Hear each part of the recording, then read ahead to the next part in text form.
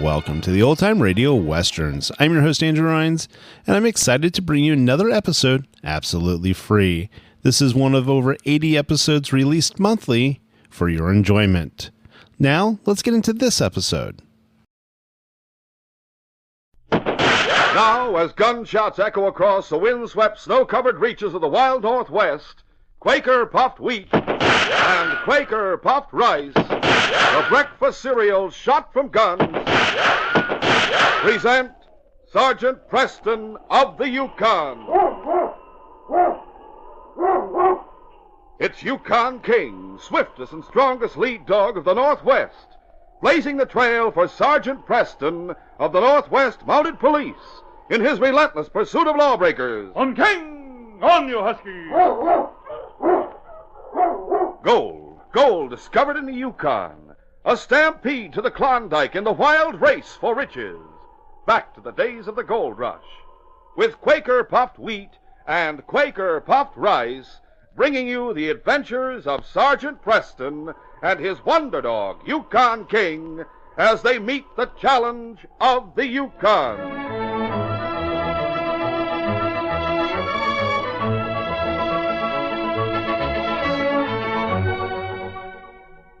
Say, fellas and girls, Christmas goodies come only once a year. But the goodies you can enjoy every morning are those king-size grains of sun-ripened rice or wheat shot from guns.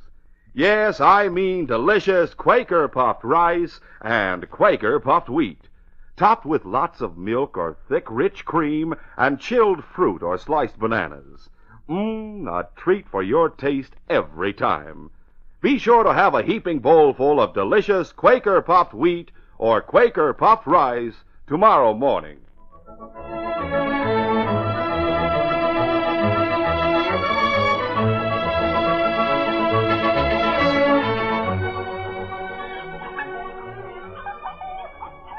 The mother husky lay in the corner of the dog run with her puppies frisking around her.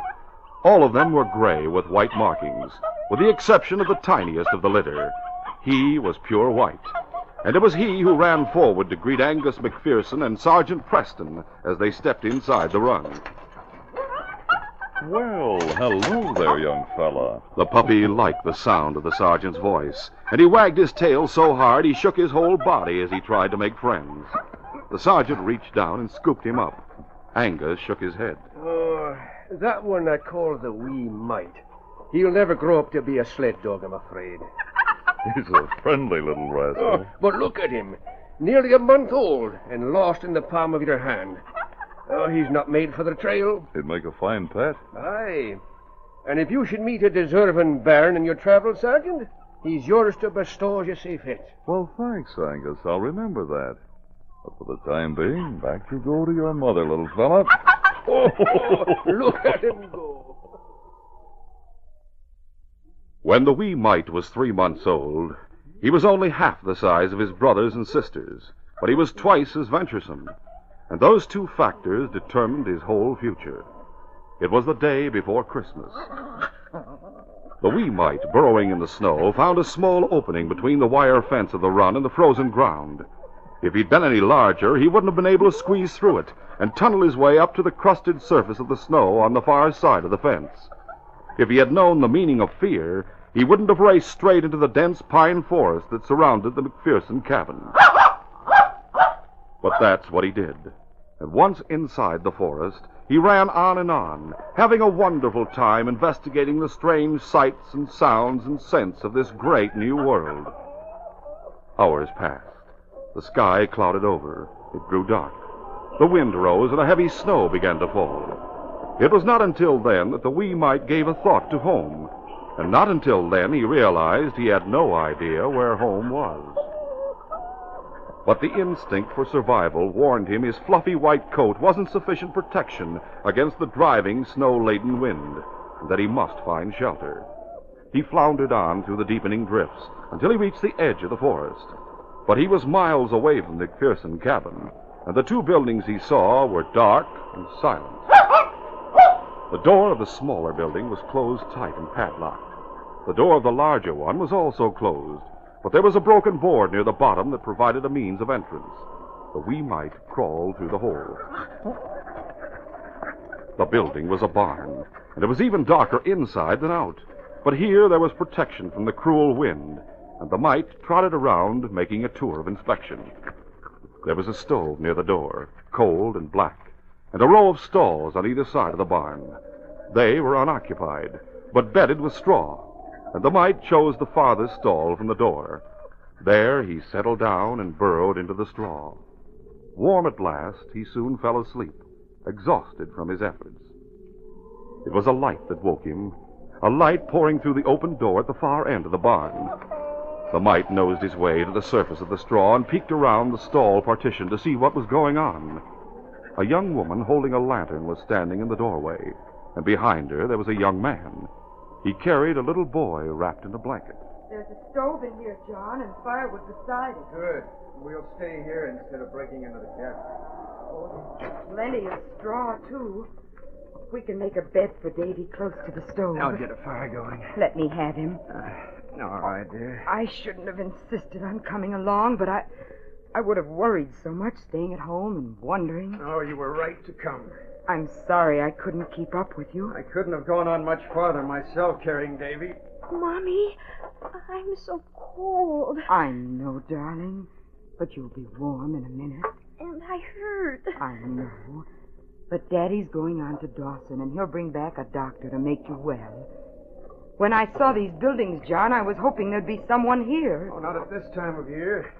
It's a way station for the stage line. They don't operate during the winter. How far is it to Dawson? Perhaps 10 miles. Oh, dear. Perhaps we should have stayed at home. And simply done nothing? No, we had to try and get into a doctor. We'd have made it if it hadn't been for the storm. What a Christmas Eve. Like Jesus. What, Davy? It's like Jesus. This is a stable, isn't it? Oh, yes, darling. Is there a manger here? Those are mangers in the stalls. They put hay in them for the horses to eat. They're not very big. I couldn't fit into one of those. Jesus was only a little baby when they laid him in a manger. Oh, darling. If there were only something we could do for him, John. I'm sure it's appendicitis, dear. He needs a doctor. There. Yeah, the fire's going. It should warm up in a minute. I'll get some straw. From far back in the dark recesses of the barn, and with only his little head showing, the wee mite watched the man pile straw beside the stove, and then take the little boy from the woman's arms and place him on it. The puppy liked the boy, and would have liked to make friends with him, perhaps even snuggle down in the straw beside him, where loneliness and fear could be forgotten. Wee Mite had lost his supreme self-confidence, though. He was afraid the man and woman might object if he came any closer, might even drive him out into the night and the storm. So he nestled back in his burrow and whimpered a little as he watched unseen. There you are. How's that, Davy? it's soft. Are you feeling any better, son? I'm sleepy. That's good. You try to go to sleep, Davy. All right, Mommy. John, I don't like the sound of that wind. I don't think you should try to get to Dawson tonight. Oh, I must, dear. Davy seems to be a little better. By morning, the snow may have stopped, and then we can all go on together. We'll have to fight every step of the way to Dawson if you try to make it tonight. What? Listen. Someone calling. See who it is. Yeah. There's a traveler heading this way. Anyone we know? No. A rough-looking customer. Perhaps I'd better stay here with you. Yes, by all means. Howdy, partner. You mind if I come in? No, not at all. There's a stove. We have a fire going. That sounds good to me. Why, a woman. Yes, my wife and my boy. I'm John St. Clair. I'm a trapper. Might call me a trapper, too. Name is Smith. Oh, you're welcome. Are you on your way to Dawson? I've just come from there. How's the trail? There isn't any now. It's a terrible night. Merry Christmas. Well, at least we have shelter. Who's that? I have no idea. Another traveler, perhaps. Stand aside from the door. Why are you drawing your gun? Never mind. Stand aside. Door isn't barred. Come in. I can't. I have a man who's nearly done for it. I'm holding him up. All right. Open up, St. Clair. Once more, the wee mite stuck his head out of his burrow and around the stall partition to see what was going on. Two men staggered into the barn. John St. Clair pushed the door shut behind them. One of the men was completely exhausted and would have dropped to the floor if the other hadn't lifted him bodily and carried him toward the stove. Here we are. Do you mind if I put him down here, ma'am? Oh, no. Is he hurt? No, not that I know of. But we'll have a look. I found him lying face down on the trail. Oh, he might have frozen to death. Yes, he might have. But there seems to be nothing seriously wrong with him. Little warmth is all he needs. Are you all right, man? Yes. What is this place? What does it look like to you? It's a barn. I must keep going. Now, there's a brave idea. You take 2 steps outside and fall on your face again. Did I do that? You did. Who are these people? Since we've just arrived, I'm in no position to make introductions. Oh, I'm John St. Clair, a trapper. This is my wife, and the little boy who's sleeping by the stove is my son. My name is Smith. Is it now? And yours, mister? It's Jones. What's yours? Green.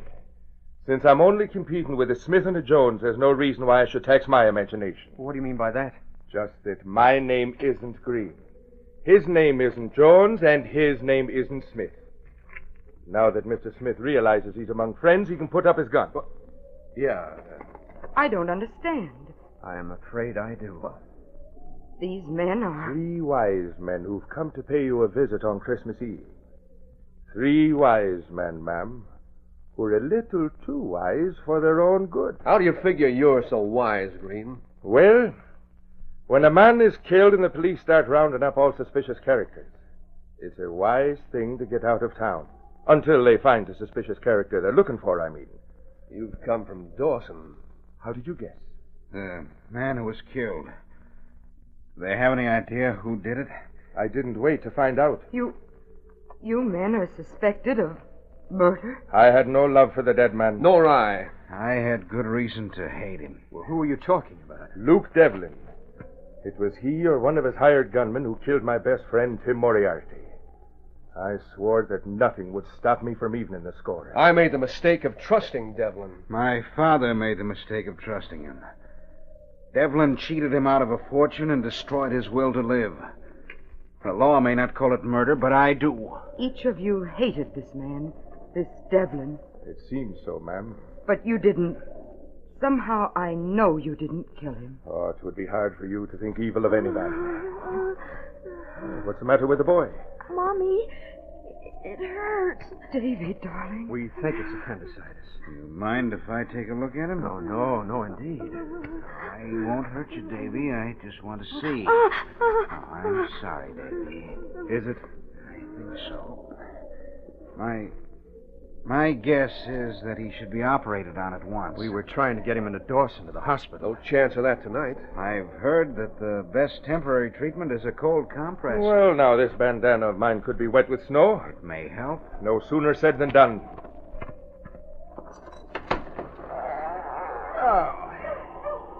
I hear doors. So do I. There they are. Coming from Dawson. It's a big man driving. Could be Sergeant Preston. Yeah. You leave that gun in its holster, Smith. There'll be no shooting around these decent people in there, boy. You want to be arrested? Does he know you by sight? No. Then stick to your story. Your name is Smith.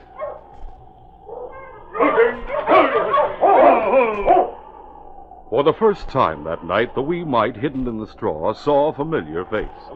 He recognized the sergeant and the great dog that entered the barn with him. The puppy would have run to greet them if King hadn't come straight to his hiding place far back in the barn. But King merely touched the puppy's nose and returned to his master. The mite, more than a little bewildered by all that was going on, decided to stay where he was and continue to watch. The sergeant knelt beside the boy and examined him. He talked with Mr. and Mrs. St. Clair for a few minutes, and then he and the 3 men who called themselves Smith, Jones, and Green left the stove and walked straight toward the stall where the mite was hiding. The mite burrowed deeper in the straw. There's no need to disturb Mr. and Mrs. Sinclair with our business. You have business with us, Sergeant? With one of you? And any one of you might fit the description of the man I'm looking for. About 6 feet tall, about 180 pounds, black beard, caribou parka. Yeah, the description fits all three of us, that's for sure. May I ask what this man you're looking for has done that he should be wanted by the law? The man I'm looking for knows what he's done. I expect him to identify himself. Oh, do you, Sergeant? You seem very confident. I am. Because the man I'm looking for can save that boy's life. Come along, King. Where are you going? To get some food and some tea from my sled. Think it over, men. Think what over? What he said? That one of us can save Davy's life. It would take an operation in Dawson. In Dawson? Yes. An operation. Tonight. And the one of us who can make that possible is the man the sergeant is looking for. The one he'll accuse of murder. He said to think it over. The sergeant returned with supplies and cooking utensils, and Mrs. St. Clair prepared a meal. It was eaten in silence. The wee mite was hungry, and he would certainly have joined the group around the stove if King hadn't brought him a biscuit. The puppy thanked him hastily and began to devour the hot bread. When he had finished it, he wanted more, and he would certainly have gone after it if his attention hadn't been distracted. The sergeant was standing only a few feet away from him, once more talking with a man who called himself Smith. I take it you believe the boy has acute appendicitis, Sergeant. There's no doubt of it. And the only thing that can save him is an operation. Right. An operation costs money, and St. Clair can't afford it. All right, I'm the man who can. You get the boy to Dawson. I'll pay for the operation. I have plenty of money on deposit at the Yukon Trading Company. Under the name of Smith? You don't have to be told who I am. I'm Nick Blaine, Devlin's ex-partner. Are you? I suppose people heard us arguing in his room tonight. When I hit him, I swear I didn't mean to kill him. You didn't, Nick. What? And you're not the man I'm looking for. People heard you quarreling with Devlin, but he was shot an hour after you left. You mean that? It isn't money that can save this boy. It would be impossible for any dog team to get back to Dawson tonight. I heard that, Sergeant. You did? I'm your man. Not if your name is Green. It isn't. It's Mike Mason. Why, sure, now I remember. You won the snowshoe marathon from Whitehorse to Dawson last winter. I did indeed. And I can make it to Dawson without any trouble at all, even carrying the boy in my arms. I'm ready to start this minute, and I'll turn myself over to the police as soon as I deposit Davy at the hospital. But I didn't kill Devlin, Sergeant. I'm telling you the truth. I heard the shot as I was coming up the front stairs. I ran down the hall to his room and opened the door. There he was, lying on the floor. I knew I'd be accused. That's why I ran away. Mike, you might be able to make it to Dawson tonight, but Davy couldn't stand the trip. You aren't the man who can save his life. Does that mean you're not accusing me of Devlin's murder? It does. Devlin told us who shot him. Sergeant, may I speak to you alone for a minute? What is it, John? Well, there's no reason why I shouldn't say it in front of these men. I'm the man you're looking for. My name isn't Jones, it's Warren. Dr. Henry Warren. Yes. I went to Devlin's room and I leveled a gun at his heart. I told him who I was and why I was going to kill him. That he'd driven my father to suicide. But I couldn't pull the trigger. Devlin took the gun away from me. Then how did it happen? How was he shot? It was afterward, when he was pointing the gun at me and laughing. He said he was going to get rid of me and claim self-defense. I jumped at him, and it was then that it happened. You're claiming self-defense? It would be hard to prove, wouldn't it? That doesn't matter. I'm willing to face the music. You're wrong, though, in thinking I can save Davy's life simply because I'm a doctor. How can I operate without instruments, without anesthetic or drugs? The ways of Providence are often strange. Providence? Call it what you like. After Devlin identified you as the man who had shot him, he went to your room in the palace. You'd gone, of course. All your personal belongings were loaded on my sled to be taken to headquarters. At that moment, we learned you'd been seen leaving town, heading south on the stage trail. I took after you at once. My instruments.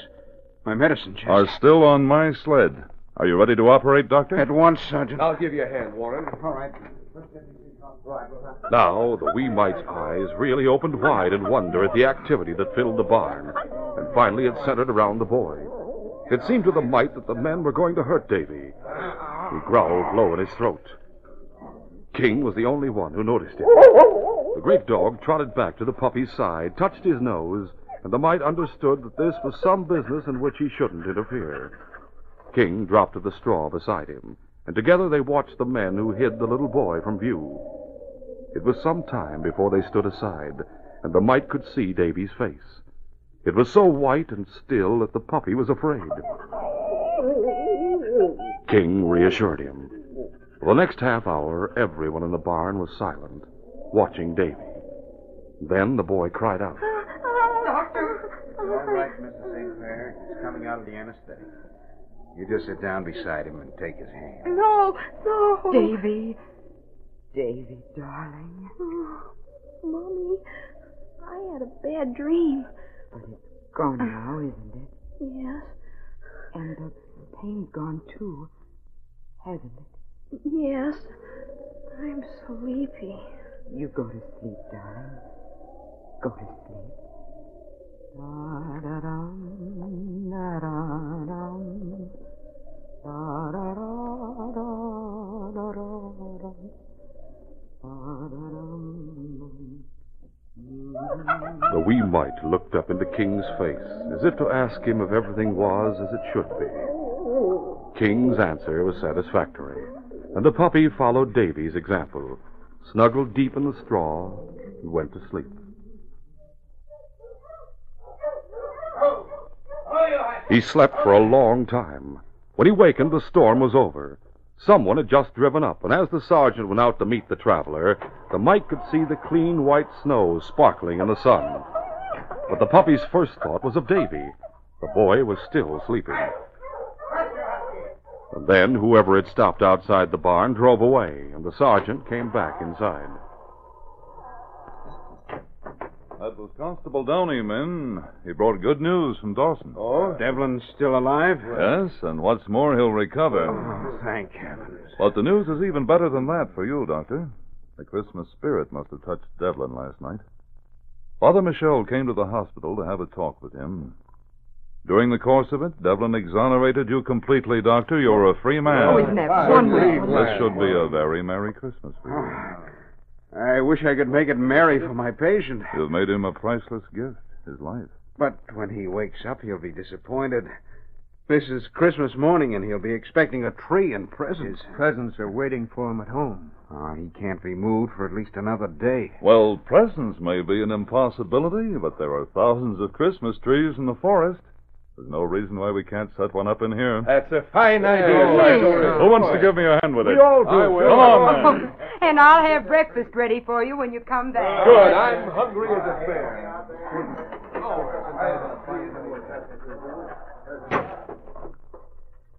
The wee mite watched King leave the barn with the men, and Mrs. St. Clair returned to the stove to busy herself with preparations for breakfast. Then the puppy's attention returned to the sleeping boy, and a strange, wonderful feeling filled his heart. A feeling that he would never be lonely or afraid again, because he had found something he had been searching for, a master to love and follow all his life. More than anything in the world, he wanted to run to Davy's side, and with the desire came the courage to accomplish it. Without a thought of Mrs. St. Clair, he scrambled from his straw bed and started forward. When he was only a foot from Davy, he stopped. The boy's hand was lying on the outside of the blanket, and the mite touched it with his little pink tongue. The boy's eyes opened. Oh, are you mine? You must be. Santa must have left you. You're so white and soft. Oh, Poppy, I love you. Davy took the mite in his arms. The puppy settled down in perfect contentment. Together, they dozed off to sleep. What's that? It was Mrs. St. Clair's voice that wakened the mite. Well, where did you come from? The tone of her voice and the look of shocked surprise on her face filled the mite with panic. He turned to his newly adopted master, hoping he would vouch for him. But Davy was sound asleep. The puppy began to tremble, and he lifted his soft brown eyes to Mrs. St. Clair, pleading for permission to stay where he was. Dear, now, I didn't mean to frighten you. There, little fellow. You're a handsome youngster. The mite was grateful for the kindness in Mrs. St. Clair's voice. But just then, the door of the barn opened, and the men came trooping in. John, come here. Sergeant, please. The mite dove underneath the blanket and began to tremble once more.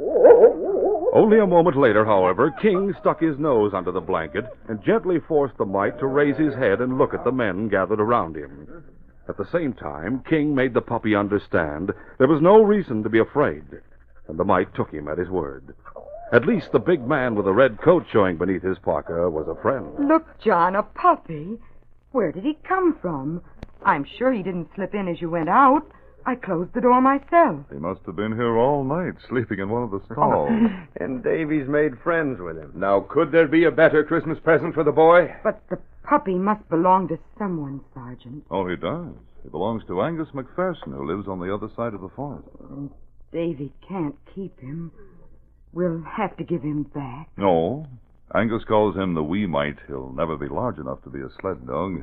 Even so... And Angus told me 3 months ago that he was mine to give to any boy who wanted a pet. Oh. Without opening his eyes, Davy murmured, Lie still, Whitey.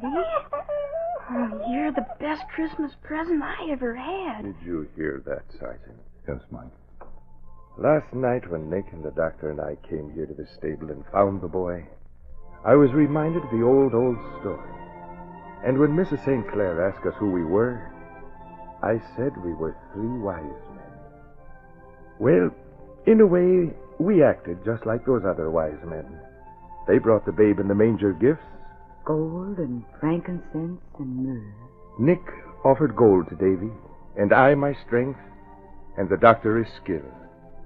But in the end, it turns out to be your gift that means the most, Sergeant. I haven't given Davy anything. The puppy. It's the wee mite himself who's done the giving. No wonder that his offering is the most acceptable. He's proving again what was proved 2,000 years ago. There can be no greater gift than love.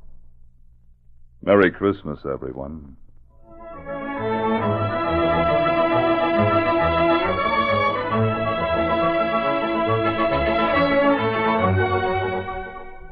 Well, sir, fellas and girls, today is the day you look forward to for so long. Yes, and right here is someone who wants to say something to each and every one of you. Here is Sergeant Preston himself. And naturally, I don't have to tell you that King is here, too, right beside him. Fellows and girls, King and I just want to say this. We hope that you and all of your family and friends are having the most wonderful Christmas ever. How about it, King? That's King's way of saying for the both of us, Merry Christmas. And Sergeant Preston, that goes for me and for all of us here. And for the Quaker Oats Company, makers of Quaker puffed wheat, Quaker puffed rice, and Quaker Pack-O-10. Yes, from all of us, a Merry Christmas to one and all.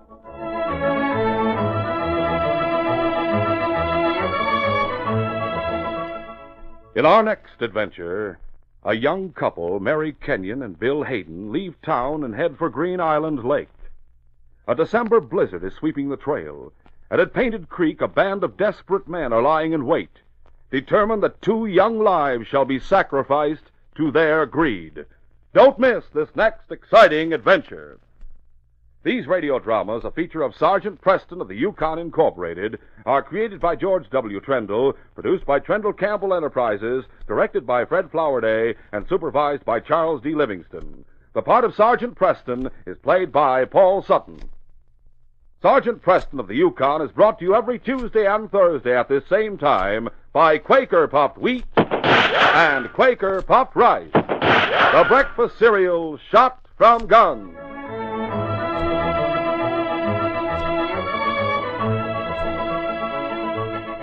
Listen tomorrow at this same time to The Green Hornet, brought to you by the drink that makes you feel fresh again, Delicious Orange Crush. This is J. Michael wishing you goodbye, good luck, and good health from Quaker Puffed Wheat and Quaker puffed rice. So long. This is the Mutual Broadcasting System.